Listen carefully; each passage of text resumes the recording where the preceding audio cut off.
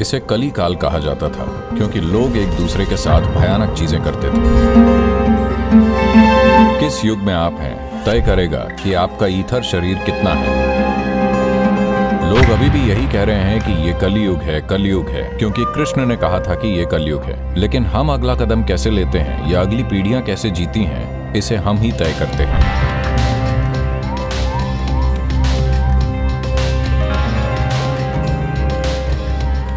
तो ये सारी बात चल रही है कम से कम न्यूज चैनलों पर तो कि ये कलयुग है, कलयुग, क्योंकि कृष्ण ने कहा था कि ये कलयुग है।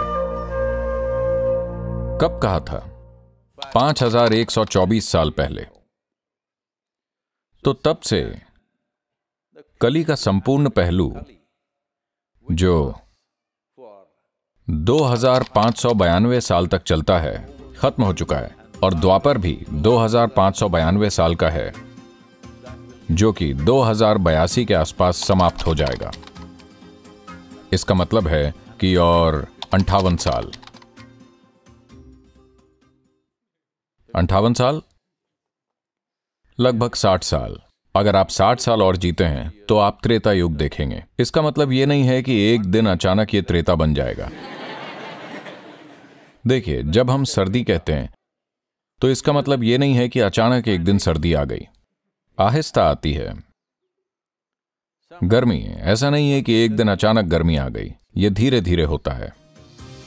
तो जिसे आप युग कह रहे हैं वो एक तरह से एक अधिक विशाल मौसम है।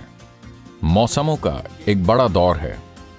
मौसमों में, सर्दियों में पेड़ एक तरह से होते हैं, जानवर एक तरह से होते हैं, वसंत में वो दूसरी तरह से होते हैं, गर्मियों में और अलग तरह से होते हैं। इसी तरह इस धरती पर जीवन इन अलग अलग युगों में अलग अलग तरह से होगा, क्योंकि ये मौसमों का एक सुपर सिस्टम है। तो कली वो समय है दीर्घवृत्तीय चक्र के सबसे दूर के छोर पर होते हैं। उस वजह से इसे देखने के कई तरीके हैं। एक महत्वपूर्ण बात यह है कि देखिए, हमारे पास जो 5 शरीर या शरीर की 5 परतें हैं, विशेष रूप से इंसानों के संदर्भ में भौतिक शरीर अन्नमय कोश है, मानसिक शरीर मनोमय कोश है, ऊर्जा शरीर प्राणमय कोश है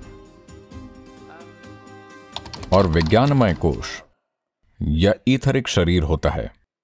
सवाल हमेशा यह होता है कि आपके पास कितना अन्नमय कोश है, या आपका अन्नमय कोश कितना प्रबल है, या आपका मनोमय कोश कितना प्रबल है, या आपका ईथर या विज्ञानमय कोश कितना प्रबल है। उसके मुताबिक यह काम करेगा। तो ये मौसम एक तरह से इसे तय करते हैं। आप देख सकते हैं कि इन 4 मौसमों में पूरे देश में यहां 11 डिग्री अक्षांश पर शायद आप इस पर इतना गौर ना कर पाएं, लेकिन यह मौजूद है क्योंकि लोगों ने इस पर गौर किया है। इसलिए तमिलनाडु में मार्गली और माघ मौसम होता है, और आप जानते हैं देश भर में कई दूसरे, हर कोई उस महीने को कम उत्साह वाला महीना जानता है, और इसलिए तब लोग खुद को उन्नत करने के लिए चीजें करते हैं। लेकिन अगर आप समशीतोष्ण देशों में जाते हैं तो सर्दियों की स्थिति और वसंत की स्थिति के बीच काफी अंतर होता है, अभूतपूर्व अंतर। आप विश्वास नहीं कर पाएंगे कि आप उसी दुनिया में हैं। अगर आप सर्दियों में जाते हैं तो जैसे हर चीज, सब कुछ ऐसा लगता है जैसे दुनिया खत्म होने जा रही है। वसंत आता है तो बूम, हर चीज वापस खिल जाती है। तो कम से कम गोलार्ध के इस हिस्से में या गोलार्ध के उत्तरी हिस्से में ये ऐसा ही है। दक्षिणी गोलार्ध में ये उल्टा है, लेकिन वही चीजें होती हैं। तो इसी तरह सुपर साइकिल में भी वही चीजें होती हैं, लेकिन मनुष्य के संदर्भ में आपका भौतिक शरीर प्रमुख है या मानसिक शरीर प्रमुख है, ऊर्जा शरीर प्रमुख है या ईथरिक शरीर प्रमुख है, ये उस पर निर्भर करता है। जहां ये नियमित वार्षिक चक्र भी कुछ हद तक इन्हें तय करते हैं, लेकिन सुपर साइकिल बहुत कुछ तय करती है। किस युग में आप हैं तय करेगा कि आपका ईथर शरीर कितना है। इसका मतलब यह नहीं है कि यह पूरी तरह से निर्णायक है। यह सब कुछ नहीं है, बस इसका प्रभाव होता है। आप किसी भी युग में होकर शानदार हो सकते हैं, और आप किसी भी युग में होकर एक झमेला हो सकते हैं। इस सब का ये अनुभव आपके अच्छे या बुरे होने का सवाल नहीं है। या आप लोग कहते फिरते हैं, देखिए, जिस पल आप किसी चीज के बारे में पूर्वाग्रह रखते हैं तो कोई व्यक्ति पापी बन जाता है और कोई व्यक्ति संत बन जाता है। यह कैसे होता है? आप कुछ मूल्य निर्धारित करते हैं, अगर कोई उस पर खरा नहीं उतर पाता तो वो पापी है, अगर कोई उस पर खरा उतरता है तो वो संत है। लेकिन ये मूल्य अलग अलग जगहों में, युगों में, समय समय पर बदलते रहते हैं। ये बदल रहे हैं, वो महत्वपूर्ण नहीं है। महत्वपूर्ण बात यह है कि हम समझते हैं कि जब हम यहां हैं तो हम जो हैं, हम अपने भीतर जो कर रहे हैं, हम उसका परिणाम हैं। अब सवाल बस इतना है कि हम अपने भीतर जो कर रहे हैं वो जागरूकता में हो रहा है या बेहोशी में। अगर हम जागरूकता में कर रहे हैं तो परिणाम वैसा ही होगा जैसा हम चाहते हैं।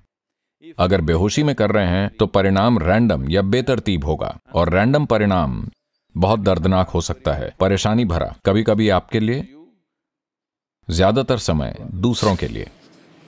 हेलो, अगर आप पागलों की तरह बर्ताव करने लगें तो आप बेशक परेशान होंगे, लेकिन आपको ज्यादा ध्यान मिल सकता है, लेकिन दूसरों को बहुत तकलीफ होती है, आपके आसपास के लोगों को।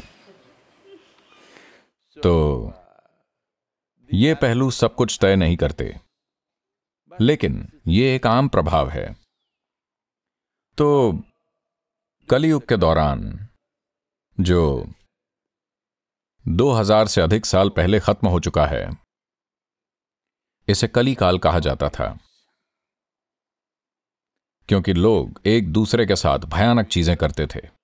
उसमें न केवल भयानक चीजें की गईं, उन्होंने इसे बड़े पैमाने पर किया। इसका मतलब यह नहीं है कि हमने द्वापर युग में भयानक चीजें नहीं की, हमने भी की, लेकिन फिर भी वो सामान्य नहीं है। कम से कम हम जानते हैं कि वो गलत है। यही बड़ा अंतर है। अगर आप कुछ भयानक कर रहे हैं तो कम से कम आप जानते हैं कि यह नहीं करना चाहिए। अगर आपको लगता है कि यह सही चीज है, तब यह अलग मामला है, क्योंकि फिर सुधार की कोई गुंजाइश ही नहीं है। वो दुनिया का तरीका बन जाएगा, जो जैसा कि अतीत में था। कई चीजें जो हमें मनुष्य के कर सकने के लिए असंभव लगती थीं, आमतौर पर अतीत में की गईं, और उन्हें सही काम के रूप में स्वीकार किया गया। तो हमें इसका इंतजार नहीं करना है। देखिए, इसने इंतजार नहीं किया, अभी गर्मी नहीं आई है, लेकिन यह हमें पहले से ही पसीना दे रही है। क्यों ना हम भी समय के एक कदम आगे रहें? हेलो। तो इसलिए यह बहुत महत्वपूर्ण है। पिछली पीढ़ियों ने किसी चीज के लिए नींव रखी है या नहीं, वो तय करता है कि अगली पीढ़ी कितना निर्माण करेगी, है ना? यह घर के लिए लागू होता है, यह राष्ट्र के लिए लागू होता है, यह आपकी चेतना के लिए लागू होता है। लोगों ने कितनी नींव बनाई है, वो तय करेगा कि आने वाली पीढ़ियां कितना करेंगी। तो समय के लिहाज से हम यहां पर हैं। हो सकता है कि हम उस शानदार महल को न देख पाएं जो इसके ऊपर बनाया जाएगा, लेकिन कम से कम आपने नींव तो बनाई, और शायद आपने एक काल्पनिक कमरा भी बनाया और उसका आनंद भी लिया, छोटा सा महल, जिसकी हम कई तरह से शुरुआत कर रहे हैं। बहुत सारे लोग प्रचार करते रहते हैं, जीवन दिन ब दिन बदतर होता जा रहा है, दिन ब दिन बदतर होता जा रहा है।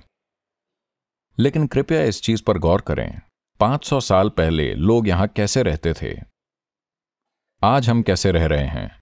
क्या हर चीज बेहतर नहीं है? खासतौर पर महिलाएं। आपको जोर से हां कहना होगा, क्योंकि इस धरती पर महिलाओं के लिए जीवन कभी भी इतना अच्छा नहीं रहा है पूरी दुनिया में।